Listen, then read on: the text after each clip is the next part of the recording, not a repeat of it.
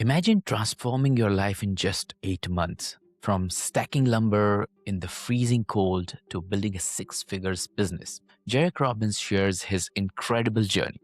Did you know that 96% of businesses never scale beyond their founders? And today we are going to discover how Jarek defines the odds, leveraging partnerships and relentless drive to succeed. Stay tuned as we dive into the strategies that took him from humble beginnings to global impact. This is a story of resilience, transformation, and the power of failing forward. Hello, Jarek. How are you doing today? Good. How are you? I'm good, thank you. Welcome to the Founders Podcast. Thank you for having me. It's an honor to be here. And for those of you listening, thank you for giving us a moment of your time. We're excited to share some good stuff with you. Indeed, indeed. Before we start, Jarek, then, do you have a favorite quote, something that motivates you, inspires you, you would like to share with our audience? Gosh. One I read today that just kind of struck a chord is death will find all of us on an ordinary day, most often when we didn't plan for it.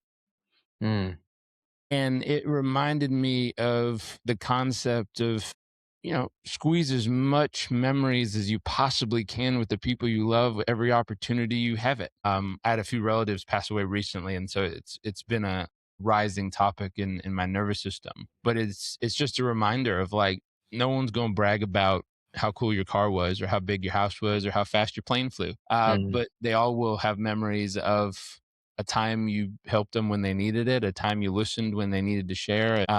A friend of mine said, I think it was his great grandpa. He flew, small village, went to his funeral, and he expected a couple family members, maybe extended family. And when he got there, it was like hundreds and hundreds of people that had come hundreds or thousands of miles to pay their respects to this person. And they all had a story. His neighbor had a story of they were having a wedding, and he rerouted, and they went dry on their well, and he mm, rerouted his water pipe down to their property over the weekend and never said anything or asked anything, and mm. made sure their wedding had, for all the guests and family visiting. Wow. And like story after story after story was some way that this gentleman had clearly gone out of his way, Mm. not boastfully, not trying to prove anything to anyone. He just kept showing up in ways that, in my mind, created memories, moments where he showed up for others when they really needed it. And hundreds of people showed up with those memories. And it's like, what a person. What a What a person. person. He Yeah. rippled into hundreds of people's lives just by being a good human and finding a way to show up when it was needed. It's beautiful. Indeed, indeed.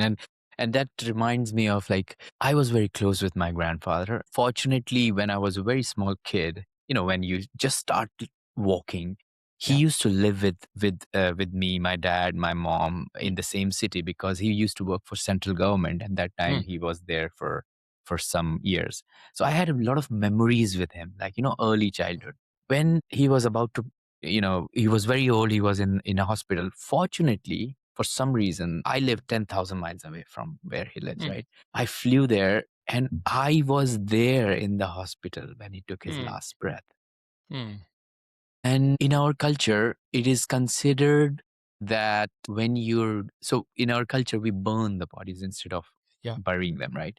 So it is considered that the first son of a man is Mm. responsible to give the light. Yeah. Mm. And my grandfather already has two sons, right? Mm. And they're very close to them. They were always living. But when it came to that moment, my uncle said to me that the grandfather actually said to me once that he would love to have some light from you. So, That's beautiful. yeah, What a special honor that is. yeah, yeah. And when I felt that, it was so good that I was there. So, yeah, I recognize it. Just give me 1 second. Thank you. We have so much things going on in our life, right? Yeah. Sorry about that. Didn't want it to make it more emotional, but yeah. No, Great. So let's, there's a million things going on, but the quote stopped me in my tracks because it's true. indeed, On a isn't day it? we're not expecting it and not planning for it, it'll find us. And Yeah. so I hope everyone squeezes the memories you can with every time and every opportunity available. Indeed. Great. So, Jarek, with our emotional burst started today, right? Mm. Imagine you're in a room full of founders, early stage builders, right? You Yeah. walk into the room and you have the stage, you have the light. what you would tell them about your story that they will stick with us for the rest of the hour? Yeah, I mean, I would start, and I don't normally share my whole story. But the interesting part for someone who's a founder was kind Mm, of my startup story. I did a handful of things first. I moved to Canada and took a job stacking lumber for a summer just to learn hard work. mm, And I worked with a whole bunch of guys. We'd be up at, gosh, 4:30 in the morning. I'd go to the gym and work out, then get picked up on the side of the highway by a group of workers, and we'd stack lumber all day. And I met a guy there who was 80, God, about 84, 85, and he was still Ooh, stacking lumber. And he'd wow. stacked lumber since he was 20. And I asked him, why did he do it? And he said, my culture, the oldest boy is financially responsible for the family. And so when I turned 20, my father had passed and I was the oldest boy, and I needed to find something I could do that created dependable income to take care of my family. Mm, And this is the best I could do at the time. And so for 60 years, he'd been stacking lumber, and they called him Uncle Dubai because he'd stack lumber in Dubai in the heat, mm, stack lumber in Canada in the cold. Like, this guy's traveled the world with this job. mm, But this dude royally kicked my butt because I'd never stacked wood before. And so when someone has 60 years experience and someone's brand new, even though I'm younger, faster, stronger, and I think I'm going to do better, oh, this dude roasted me because he had technique and core muscle strength that I didn't have. mm, And the reason I share that with people is two things. One, are you willing to take on a task outside of your normal scope to figure out how to gain strengths that you might not have right now? Just the concept. Because what do I need to know how to stack wood for? mm, Halfway through it, I was pissed at myself. I'm like, am I stupid? I should have taken an internship. Like, I would have learned so much more. But I learned a lot from a guy who took responsibility for the ones he loved, who found mm, something he could do, who pushed himself to stick with it over long periods of time. Because I don't know about you, but I've started a project that halfway through I've been like, I don't want to do this anymore. mm. And he chose to keep going for 60 years. That's not a short period of time. Like, that's a significant amount of time. And he did it honorably, he did it proudly, and he was very proud of what he did because it was the best he could do at the time, and he stuck with it for a long period of time. And so my thought is, could you find something ideally that you like? That'd be a perfect scenario, but do you find something you like that you're willing to go long term on? And Mm, so I'd stacked lumber with this guy for a few months, took a trip around the world on semester at sea. It's a student voyage, stopped in a bunch of countries and saw how the world was. Went back and lived in a village in Uganda teaching organic farming. I've always mhm, liked helping people. So out in the villages, very rural. So no running water, no electricity, no toilets, very rural living. But could I help? Could I find some way to add value? When I was young, my dad said, if you want to start any relationship, show up and find a way to add value. And if you mm, want to be important in the relationship, find a way to add more value than anyone else is willing to add. And the key word there is willing, not capable of adding, because lots of us are willing. capable of adding an obscene amount of value to each other. But you're adding more value than anyone is willing to. And willing, not, okay, fine, I'll do it. Willpower. I'm going to will myself to continuously add more value to you than anyone else Mm, in your life. And I will build a relationship with you that will last a lifetime because you'll know that when you need it, that old man will pipe water to your family. He'll walk miles to bring you something you need. They'll go out of their way continuously to serve you and to care for you because they consider you part of that inner circle, that part of those special ones that they're willing to take care of. The other part to consider is, how big is your circle? For some of us, we struggle to take care of ourselves. For others, they take care of them and their family. For some, you, your family, and parts of your community.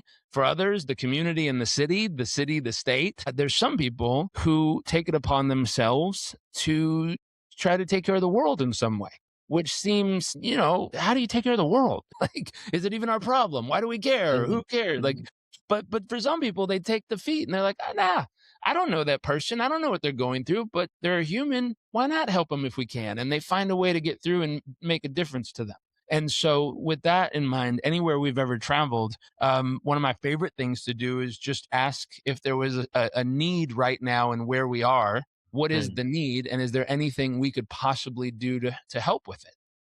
And so, my favorite, we were in, gosh, I don't remember what city we were in, probably Delhi. And I met a friend on the internet and he was like, oh, I'd love to take you to lunch. And I was like, can I take you to do something different? He's like, sure, what?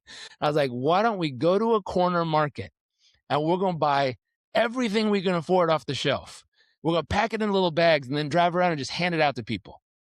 mm. And he looked at me. He's like, you are a good man. You have a good heart. And I was like, I think it'll be fun. Like I genuinely find fun in trying to help people and surprising people when they don't expect it. And Mm. so we did. And we had a ton of fun. It was a little dangerous. We had a few parts where we created too big of a crowd that we couldn't control. Yeah, it happens. Yep. So that was our mistake. We didn't plan that well, but we quickly moved to another location and did our fun and had a ton of fun. But it came back to when I enter any place, a home, a city, anywhere that's welcoming me to be there in their presence, is there some value that I could add that's available? Is there some need that I could help fill while I'm there? And it's allowed me the opportunity to create a global community, a network of people all over the world who know if I'm involved, I'll always be looking for something that I can do to help. And that's very different. There was a guy in Silicon Valley that wrote a book, Give and Take. Adam Grant, I think it was. And he interviewed a bunch of the most successful people and all people of all different levels. And what he found was there was givers, takers, and traders. And in the beginning, the takers got ahead because they took everything they could and they quickly excelled. The traders kind of stuck in the middle, but the givers were behind in the beginning, which sucked because they were the good hearts. Like they're helping everybody, but people are just taking.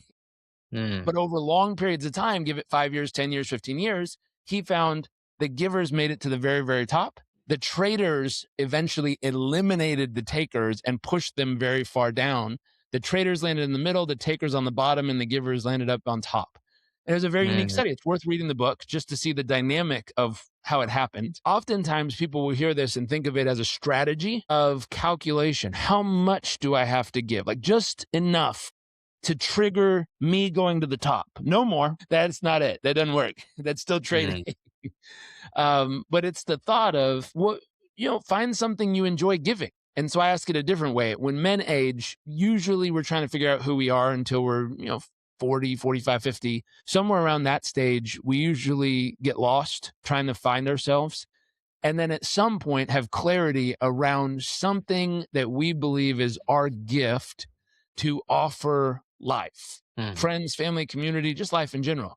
And when we find that gift, we often feel that nothing else is worth doing. We're not interested in anything else.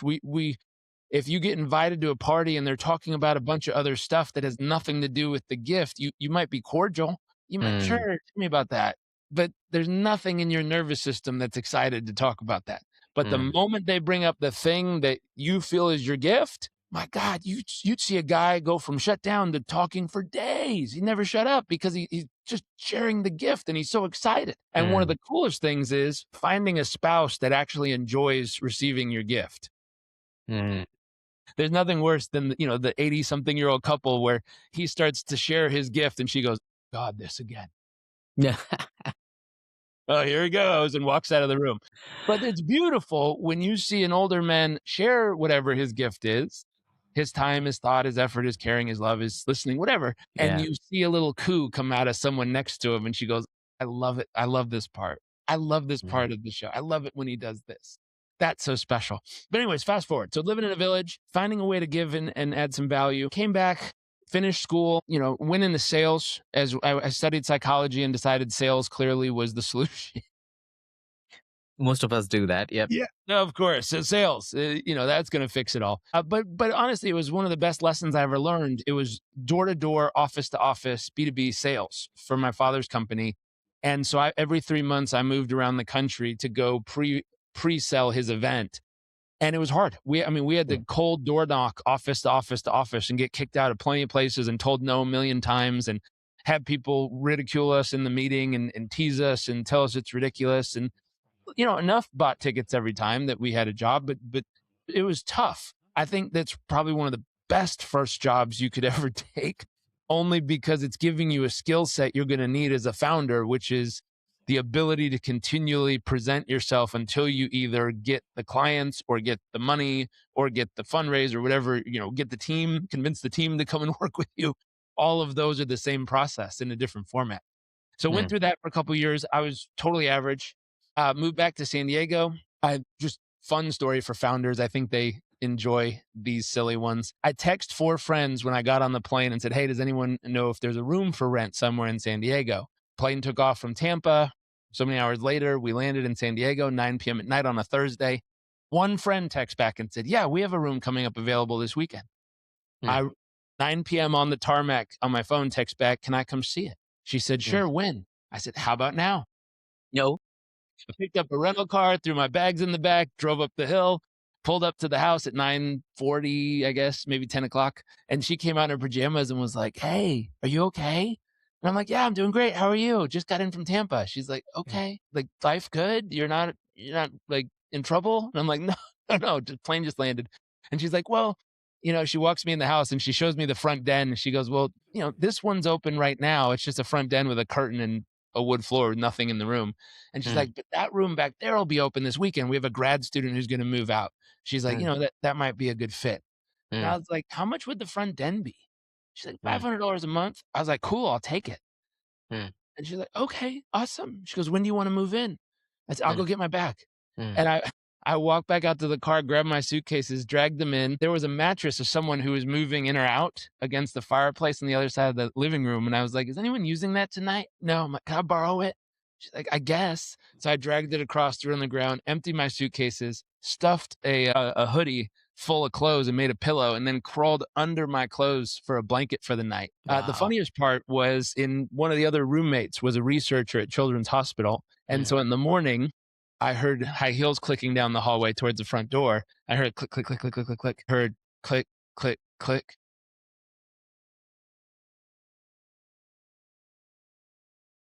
Mm.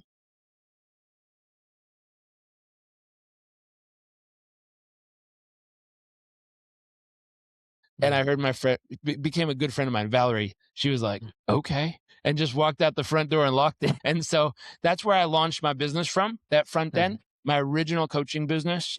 It was the bed, an IKEA closet, a desk, launched a little website. If you use the Wayback Machine, you can go look at my website. It was horrific. Claude Design didn't exist back then. So it was me trying to drag and drop images to say something inspirational. But that website, as ugly and ridiculous as it is, plus Twitter at the time, got me my very first coaching client, which was a lawyer from a law office in London who was looking specifically for assistance on time management and productivity. Wow. I signed him up. There's a hilarious story. I'll skip it just for now, time's sake. But signed him up. We worked together for 3 months. He got phenomenal results. He passed me on to other peers and clients that he knew, which grew a couple clients at a time I was going. And then what really caused the business to grow was partnership. And a friend later taught me a formula for partnership that I wasn't aware of in the beginning. The formula was you need a world-class product or service, can't be average, has to be world-class. You need someone who has a relationship with the audience you're going to be reaching into. Know, like, and trust. And then the third piece is you need reach. So you need a platform that has reach specifically into the audience you're trying to get to. And when you combine those three, you get lift very quickly.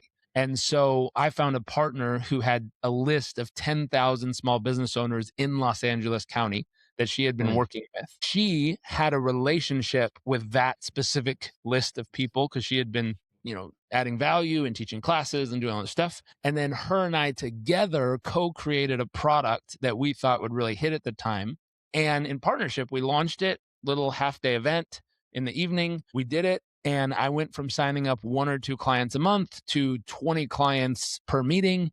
And I in coaching, we can usually take on 20, 30 clients, that kind of stuff. So I went from, 4 clients, 5 clients, 10 clients to all of a sudden 42 clients in a couple of meetings. And I was 23, 24 years old. And I was like, oh my gosh, this is going to work. I just went from working 3 jobs to I have my own business. It has 100, 6 figures in revenue. This is amazing. And it was probably an 8-month period of time and all sprouted because of partnership. Very, very interesting. And you had all these crux and full of inspirational moments in your life. For example, getting the text when you landed at the airport, getting yourself in a room where there was literally nothing. Even the bed was borrowed. And getting yourself from that, calling you as a homeless to a 6-figure business within 8 months of period of time, which is fabulous, right? Here's what's fun. If you fast forward, there was the lesson that's hidden in there is be willing to drop your ego, Be willing to let go of how you think things should be and be willing to go after what it is you really want. Mm. And, there were stories in there when the gentleman signed up on the credit card form where I called my mom and asked her, "How do you get money off a credit card?" And she thought I was in trouble. She goes, "Are you okay, honey?" And I was like, "No, not my credit card, someone else's." She's like, "Honey, that's illegal." I'm like, "No, he signed a form that said I can take the money. How do I get it off Yeah. the form?" And she's Yeah. like, "Well, honey, you need a merchant account." I'm like, "What the hell is a merchant account? I've never done business before." And so repetitively willing to fail forward through things that you do not know how to do at the time, which now seems ridiculously silly, especially with Stripe and all these companies. They made it so easy. Like you used to have to fill out a stack of forms to get a merchant account. Now you enter some stuff online and hit go and it turns on. But failing forward repetitively. Fast forward, same situation, gosh, 26 years later. It's a different part of the journey, not the beginning. But I remember a few years ago, I started studying private equity and I got really fascinated. I read the private equity playbook. I'm like, well, this is fascinating. I like how they're rolling up and doing all this stuff. Then I took a course at Wharton online of private equity. And I was like, okay, I want to speak the language. I want to know how this works. I want to get into this. And then I did the research and, like any other industry, the majority of funds kind of struggle, but the ones at the very, very top excel. I was like, how do you get a piece of those? And everyone laughed at me. And I wrote it down, 22 separate people, including my father and my brother and a bunch of partners, all laughed at me when I made the next statement. I said, I want to own a piece of this thing. And my dad told me to my face lovingly, but truthfully, you don't have enough money to say something like that. Like, okay, noted. Thank you. I'm not going to listen to that. I'm going to keep forging through. Fast forward, he had a partnership going on with a gentleman in Texas. At the time, I think they had 4 billion under management. Now they have 11 billion under management. But they were doing a partnership and about to launch a book together and all this stuff. And I, again, added value. So I was like, how could I add value? I don't think they need performance coaching. That's not valuable here. It is, but it's not the thing. So what could I do? And it turns out in my network, I had two women that I worked with who were consultants and worked in the private equity space and had done extraordinarily well. And they had connections at a very high level on a certain part of the industry. And I was like, well, wait a minute. They know how to access institutional capital, the sovereign wealth funds, the pension funds, the big money. I wonder if this current partnership has current access to institutional capital. And I said, do you guys have that dialed in, like pension funds and sovereign wealth, all that? Like, is that already ironed out? And they said, no, actually, it's not. We have a few, but not a bunch. And I was like, is that interesting to you guys? And they're like, that is very interesting to us. If you think you could possibly help in some way. I said, I don't know. I have a relationship with some people that I've helped tremendously in their business. Let me see if there's any alignment. So I went and asked the girls. I was like, hey, do you have any interest in possibly working with someone like this? And they said, yeah, we'd be interested in that. I said, cool, let me set a meeting.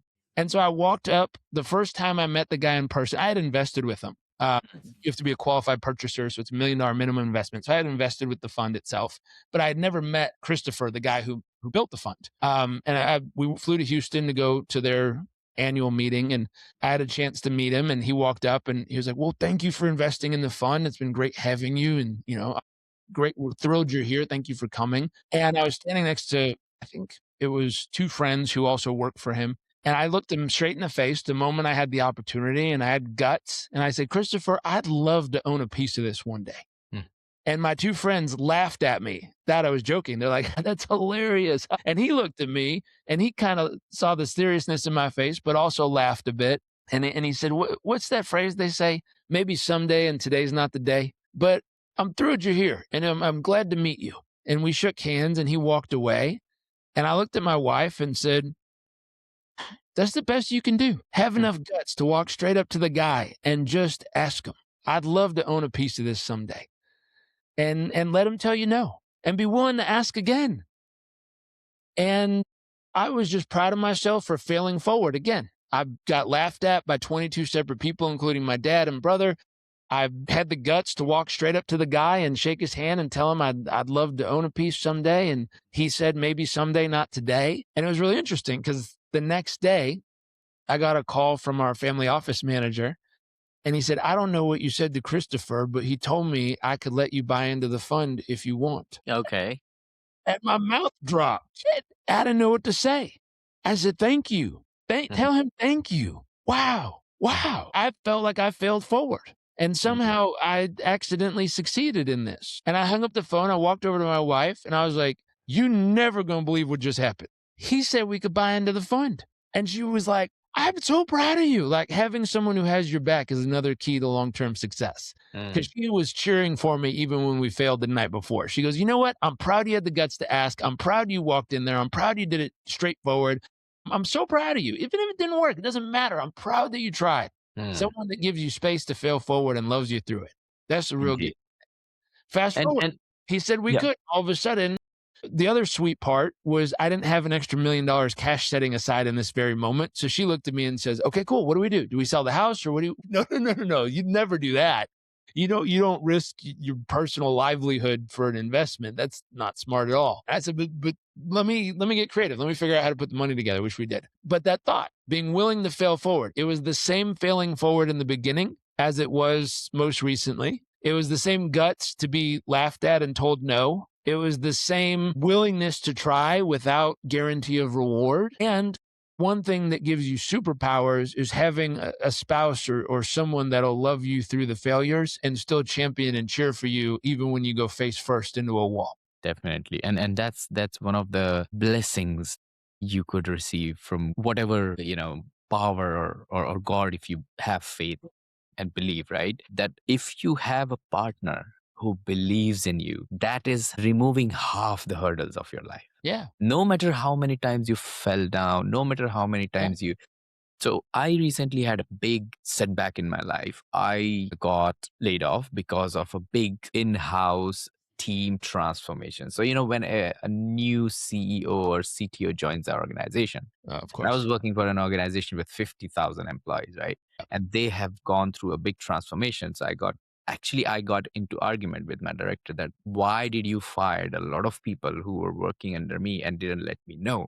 And that actually didn't go well Sure. because this person was like, well, it doesn't hurt you, but it does hurts me because that these people look after me. They look up to me and say, I am their shield, I'm taking care of them. And now somebody else is reaching out to them and saying, oh, your service is not required anymore. So I got Yeah. into a heating discussion, and then they finally decided to let me go, which was okay because, what else you could do with that kind of situation. But the reason I'm sharing this story is I shared this with my partner, and she said, Ash, don't worry about it. No matter what will happen, we will fight it together. Mm.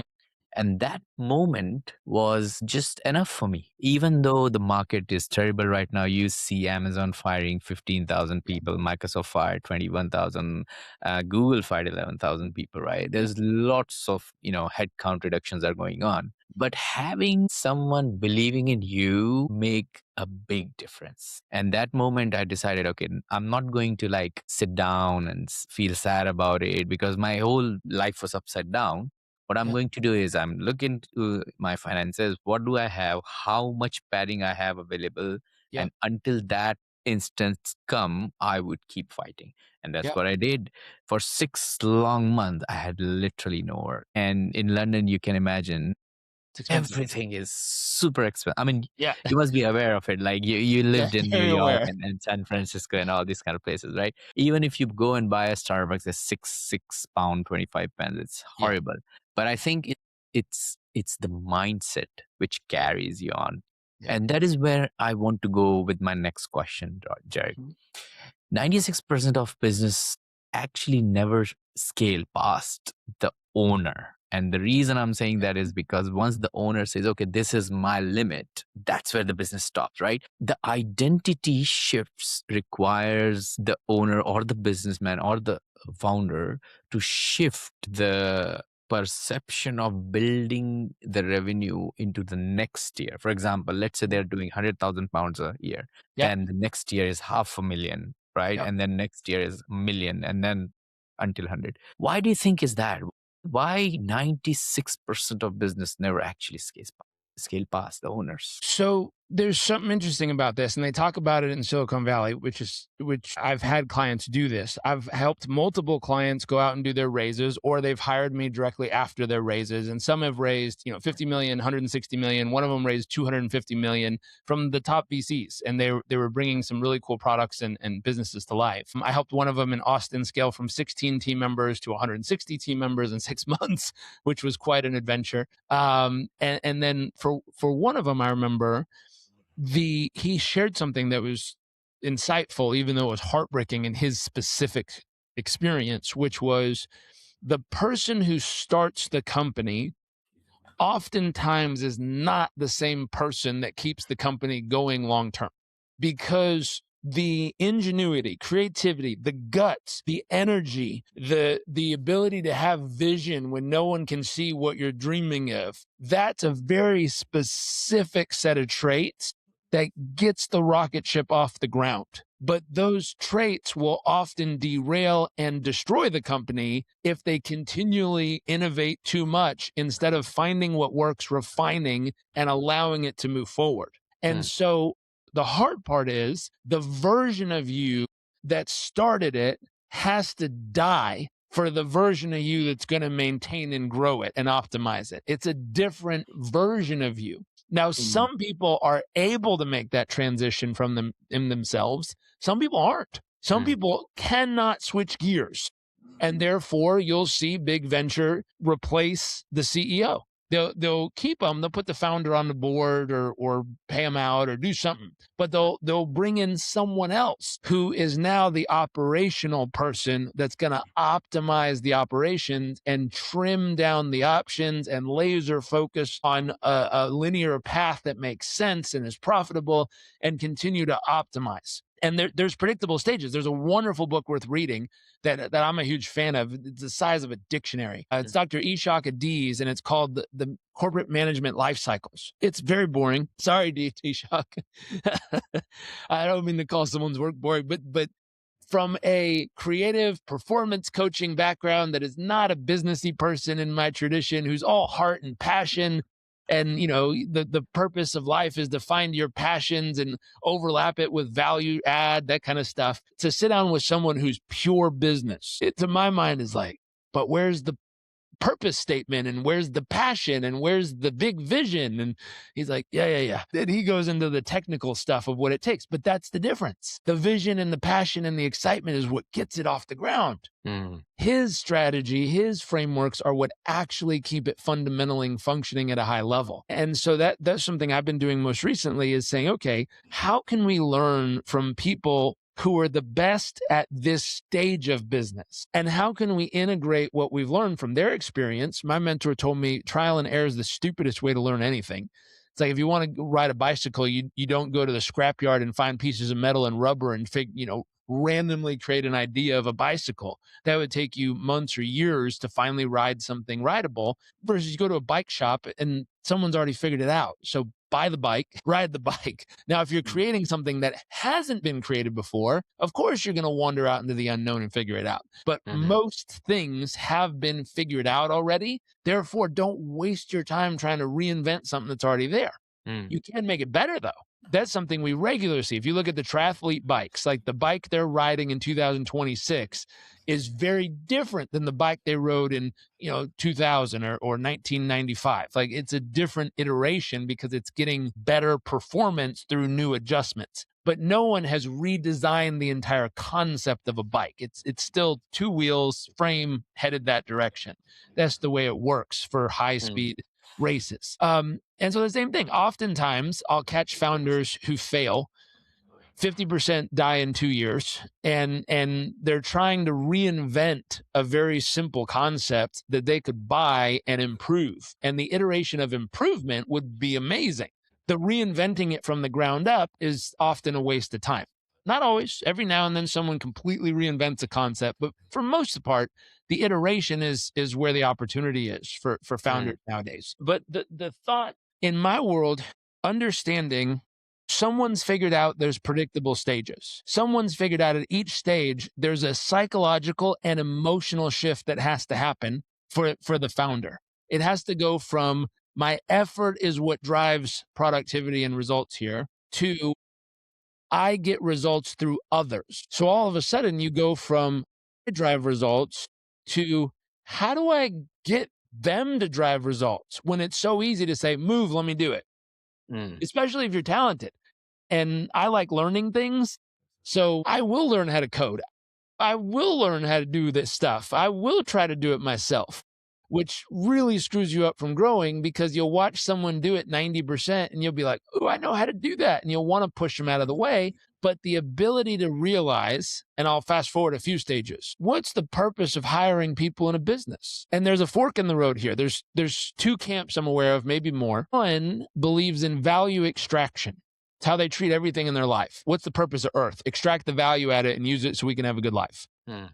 Well, it's kind of messing up Earth, that thought process. Extract the value, take what we can get out of it, and then, toss the rest aside and move on. Interesting. Not mad at it, just realize it exists. There's a different mindset.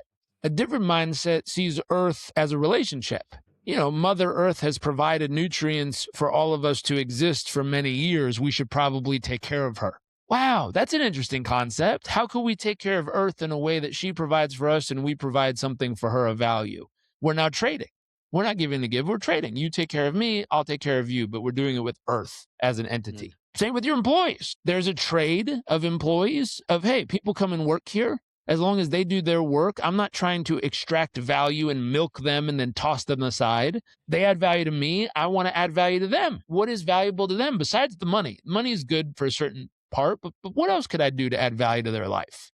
But then there's a third level. A third level is, and you find this in people who've run businesses a long enough period of time, they start to take pride in the humans they've developed because you ask them, what's it been like owning this business for 50 years, 60 years, 70 years? What's it like that your great grandpapa started this and you're the third generation to take it over? And that next generation will tell you stories. I grew up with that guy over there. I remember when he was just a kid, him and I used to wash the dishes. Now he's the maitre d'. He's amazing. He's like a brother to me. Or that lady, oh yeah, we used to play down at the docks together and we did this and this and this. You start to hear the relationships and the bonds that have been created. Oh, I remember when so-and-so's spouse passed away. Yeah, we all went and took care of him and we all cooked him food all week and just cared on him.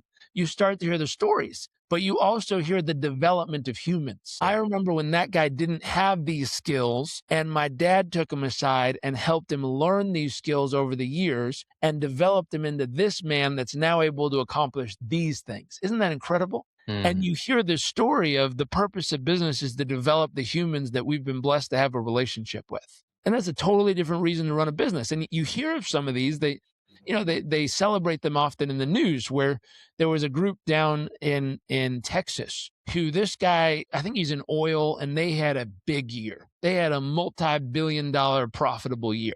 And he took his share off the table as the owner, but then he cut a big old check, and gave every one of his team members a huge glob of money just to celebrate them for being there and being part of making this possible. And when COVID happened, he was the guy who said, yeah, we're not going to fire anybody. I'll cut my salary down a bit. I don't need to take as much profit this year. We're going to squeeze a little, but I'm not going to let anyone go. Because Sally, I've known Sally since she was a kid, and she's been here helping me for blah, blah, blah. And Jim, he's amazing. And they have a few hundred employees. It's not 50,000 or 100,000, but they operate different because they believe the purpose of business is to have relationships with the team members you choose, not to extract value out of anyone you can and toss them aside when they can no longer produce. And so it's a different mindset. Everyone's got to choose their path. Some people, they're like, screw it.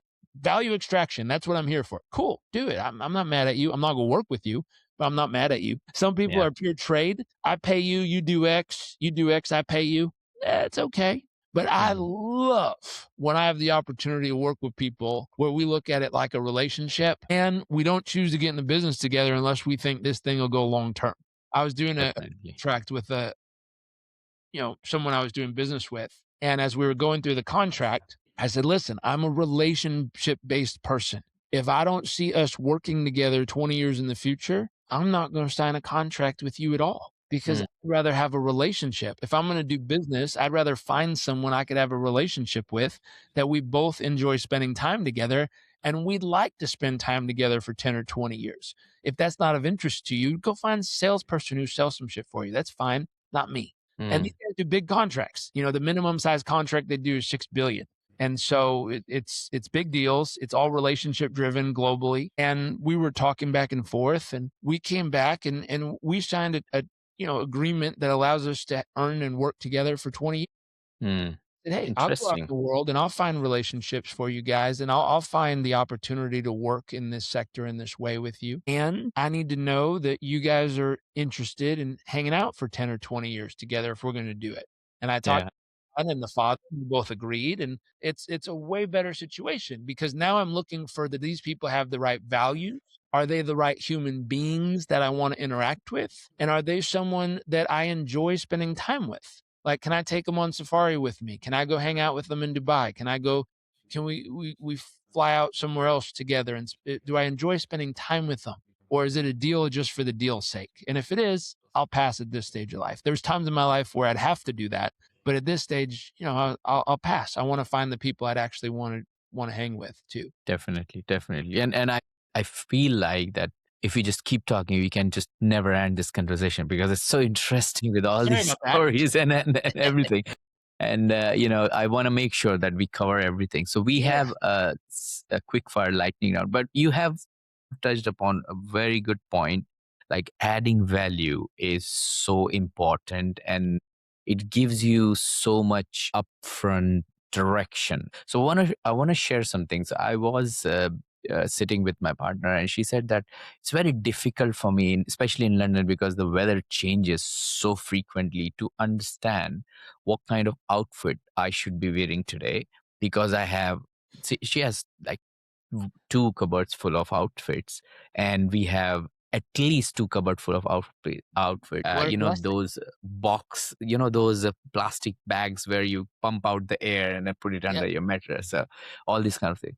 So we were discussing that, and then while we were discussing that, during the discussion, it came up that it would be super interesting to have something which could solve this problem. So I want to share something with you because I have this amazing mind with me right now. So I wanna utilize that and then say if I can, get some feedback from you. So we created something which is this. It's not yet launched right now. If you see me looking other ways, I have multiple screens. I'm going to move in just a bit so I can see it. See it. Okay, great stuff. So if you're seeing it right now, this is like not launched yet, but it is about to be launched. And what it is you see, you take a picture of your outfit, and then you take a picture of yourself or partner, like a selfie. Select where you want to go, what kind of weather it is. Does it have a catalog of all your outfits? Well, you can add that. And then what it does, it analyzes it and tells you exactly how you would look into that outfit. Okay. I have a side topic. Okay. I'm loving this. First off, I have a side topic. When I was young, there was this special tailor. His name is David August. He's based out of New York and London, or New York and LA, and he does, presidents, NBA players, fleets, Conor McGregor. Like, go down the list of fancy suits, Tony Stark, like, whatever. Go down the list of anyone who has a super sharp fancy suit. He's normally the guy. 90% of the time, he's the dude. And these things are just god awful expensive. like I remember I was in he has like Shaq's shoe signed in his desk, and like all the helmets and all the player jerseys and all this jazz. And he'll sell you a pair of socks that cost like $600. Like, it's the most ridiculous thing, but they're cool suits. And I remember I was in his room and he brings out samples to kind of show you things he's making, and he brought out one and he's like, oh yeah, this one's Steve Wynn's from Wynn Casino. I'm like, oh, that's cool. And I held it up. I'm like, how much is this one? I don't know, like $20,000 or something. I'm like, putting that back, like, no. But gosh, why I bring this up? Oh, so every now and then I'll order like 2 suits from him. That's it. And they'll last me like 10 years because they're phenomenal. So I'll be like, 2 suits, 10 shirts. That's it, David. I'm not buying anything else. He's like, what about the belt and the shoes? I'm like, that's a fortune, dude. I can get those on Amazon. Like, and so I have a cheapness about me, which it is what it is. But I try to find the most affordable things to pair with things that are also worth doing. And his suits are worth doing.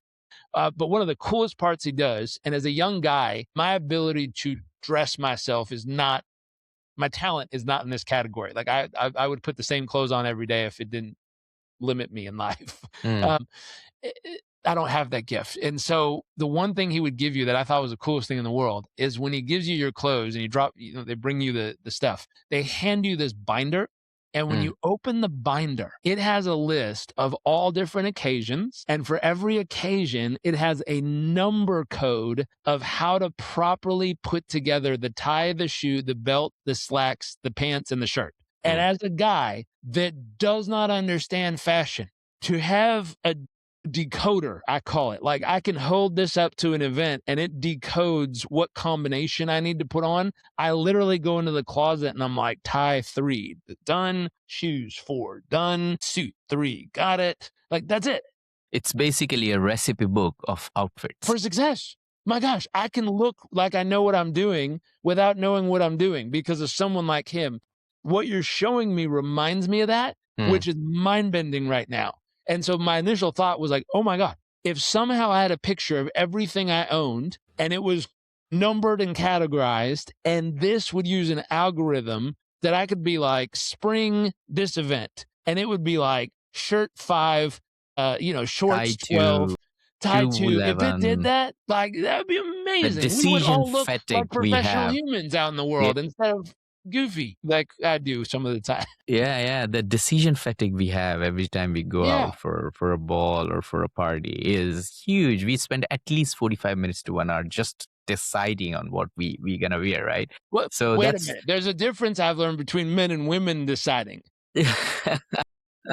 Yeah, there's science behind this. My wife and I have a different app we've created that track the hormonal cycles women go through and depending on which day and which stage, there's a totally different reason why they're choosing outfits. The most common is, does this outfit reflect how I'm feeling on the inside? Yeah. Which screws us up as guys because they say, do you like it? We hear the words, do you like it? Yeah, it's fine. Yeah. What she was saying is, do you feel that this is representing the emotions I'm currently feeling on the inside? We didn't hear any of that, so we're screwed because we're just like, yeah, I told you it looked fine. We're mostly screwed anyways. And she's like, well, you didn't ask what I'm feeling. Yeah. And then, well, how are you feeling? You should know how I'm feeling. Why don't you know? Oh, man, like we're going down a spiral on this one. But one thing I have learned is women specifically, they have this thing, the term is called mental load. All the things they're carrying with them. Are the kids ready? Did you eat? Did I eat? What time is it? Are we going to be on time? What, like the stuff that piles up. And they really appreciate what you're offering. When mental load is high, which it often is there a solution that can help get me to where I need to be, how I need to be there without adding more to the mental load in this moment? And so if that offers a solution for that, amazing. And then for men who don't know fashion, which happens to be me, I would also be a first-time subscriber if I could take pictures of my closet and it could tell me how to pair and match stuff because I don't have that skill in life. So right now, I would say that, so by the way, we are naming it AI outfit. Nice. Very simple. I love it. Nothing to be confused. Yeah. What it you does should partner with David. He knows how to pair shit up. Yeah. And what it does is basically first on the onboarding, it takes the info from you. Are you a man, female? You know, what is your body type, eye color, hair color, things like that. Yeah. Once it done it, that specific moment of decision fatigue when you have to go somewhere and you want to decide if you want to, if you're going to look in this good or this, that is what we are solving right now. Yeah. But in my head, I'm also thinking about B2B solutions. All these small boutiques, London, New York, anywhere, who specifically are very good with designing dresses or outfit. If they have something like this in-house, let's say on a big screen, and people just go, how does this dress looks like on me?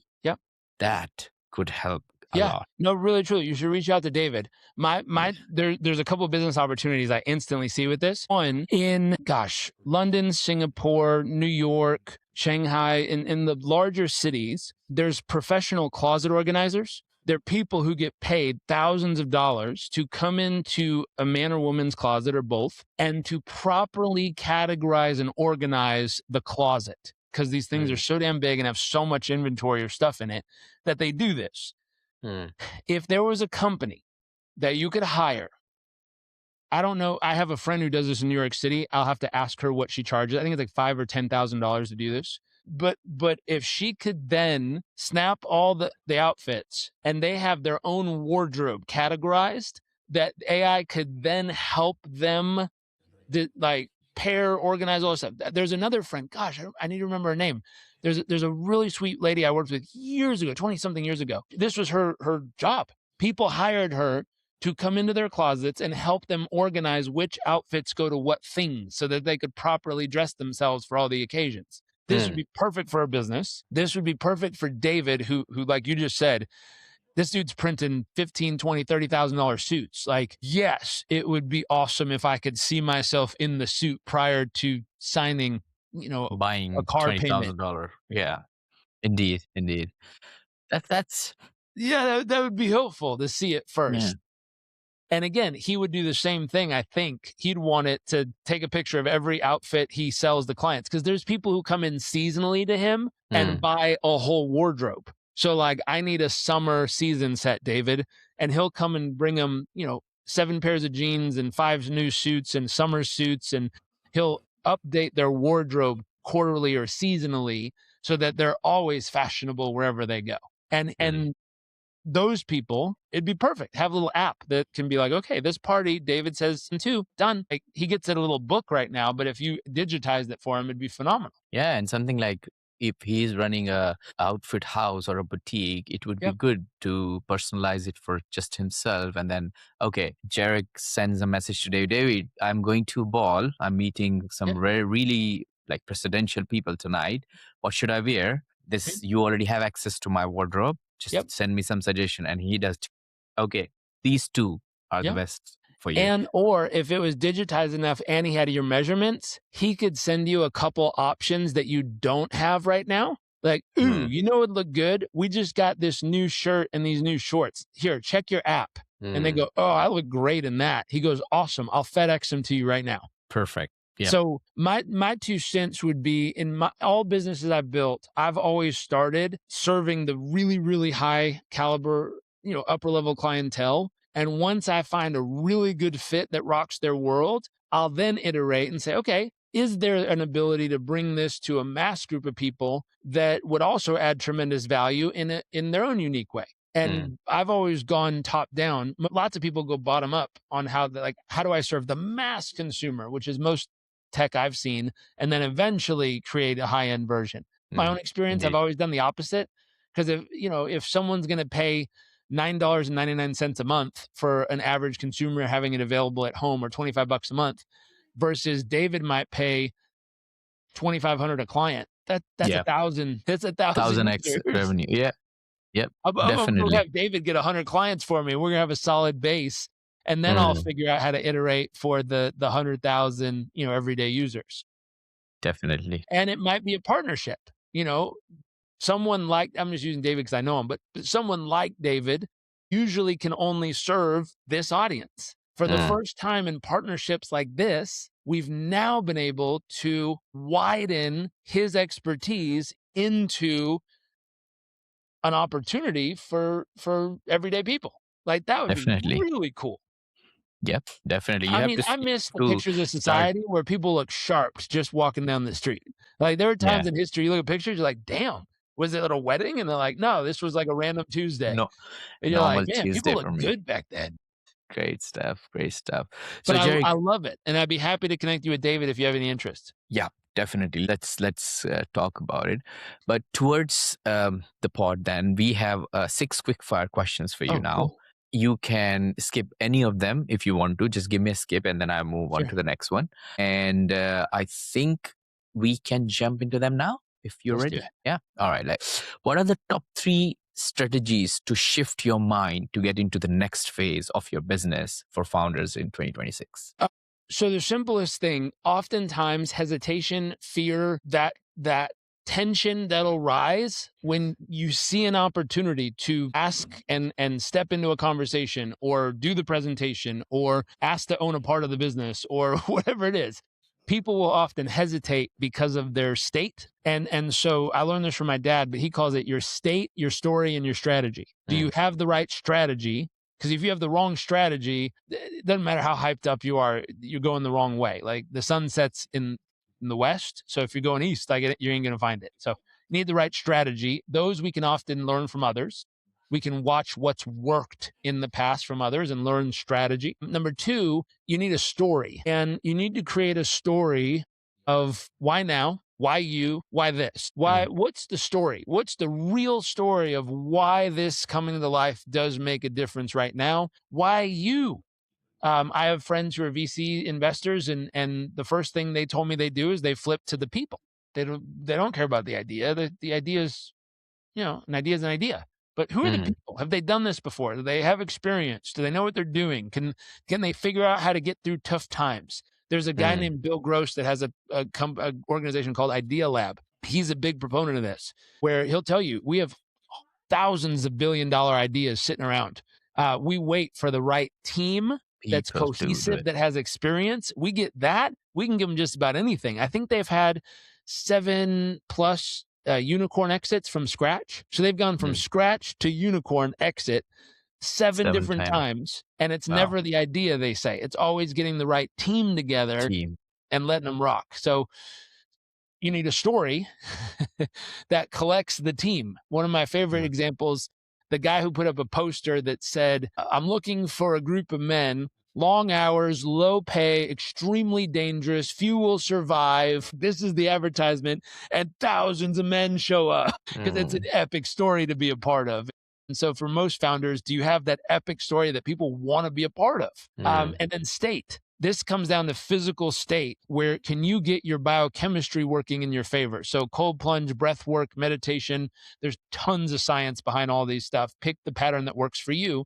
The example I give, you ever played video games when you were young? You know how to enter like Mario and Contra. In games, they call it God mode. You have a special, it's like up, up, down, down, left, right, A, B, start. And then your character does like superpowers. I think the same thing happens for men specifically. When we find a morning routine that activates the superhuman part of ourselves, it's usually when we hit a stage of life where we go all in on God. And we find some pattern that allows us to connect beyond just our physicalness and tap into something beyond ourselves, and doors start opening that we could have never imagined. People help us in ways we never thought they would. Miracles happen for our friends and family and children that we prayed for and we're uncertain if it would work out. And like when you find that cheat code in life where you figure out your up, up, down, down, left, right, A, B, start, and your character, you all of a sudden elevate to a better version of yourself. Some people, that's cold plunges or breath work or meditation or walking or whatever. But there's some combination each of us has to find that allows the best version of us to show up. Indeed, indeed. What book would you recommend to our audience and why? I love to read. I've got thousands of books. I mean, one of my favorite books is The Alchemist. And it's just, we'll all go out seeking in life and looking for the thing we think is it, oftentimes to come back home and find everything we were looking for right there in the first place. But we need to go on our grand adventure. The other book I recommend that I love at this stage of life is Finding Your Second Mountain. The first mountain is what you can get from life. Eventually, life either gets boring because we get everything we want and realize it ain't it, or life kicks us off the mountain with a jolt, like if you death threat or something crazy happens. And he said, but a handful of us will eventually go through the valley of despair, very motivating, and then find this thing called the second mountain, which is what we can give to life. And I love that read. It's a wonderful thought process to work through. Awesome. What's one attribute or characteristic in your mind of a successful founder? The ability to continuously fail forward. Indeed. What's your favorite personal productivity tool or habit? Probably breath work. Breath work was the one. Like I've done cold plunge, running, meditation. Like I've done most all of them. The things that shock you, like all kinds of stuff.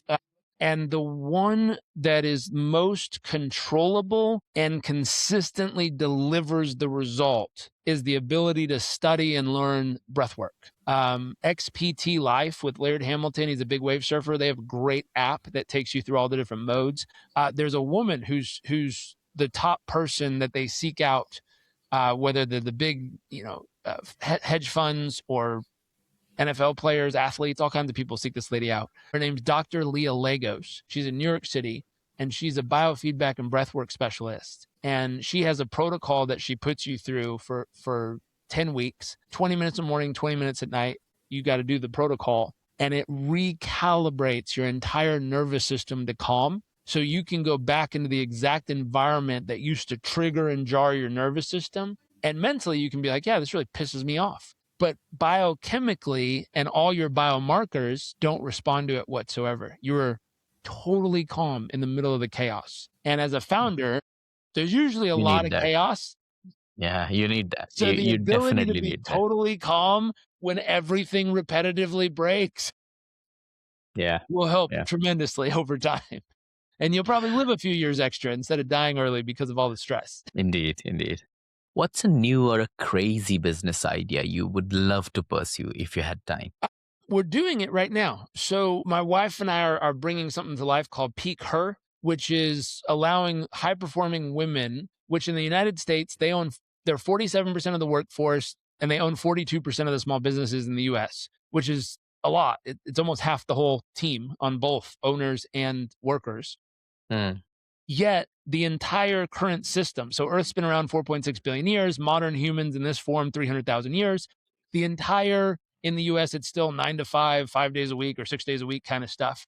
Different parts of the world have, roughly different. 6 days in India, I think it is, and longer hours. But that pattern was never built to honor the natural rhythms of a woman's body. And so if you talk to women, there's 3 days out of the month when they're at their peak that they can do more. Like we blink twice and they've conquered Earth 12 times over. How are you doing that? And financially speaking, from an investment perspective, it's common to see a female founder, when invested in with the same idea or concept, will produce 2.5 times more profit than a male founder of the same type. The problem is they can't sustain because they burn out over time. I was like, well, why do they burn out? They burn out because a good portion of the month, they're forcing their body to do the opposite of what the body's asking for. The body needs rest and recovery, and they're forcing it to show up and work because this is how we do it.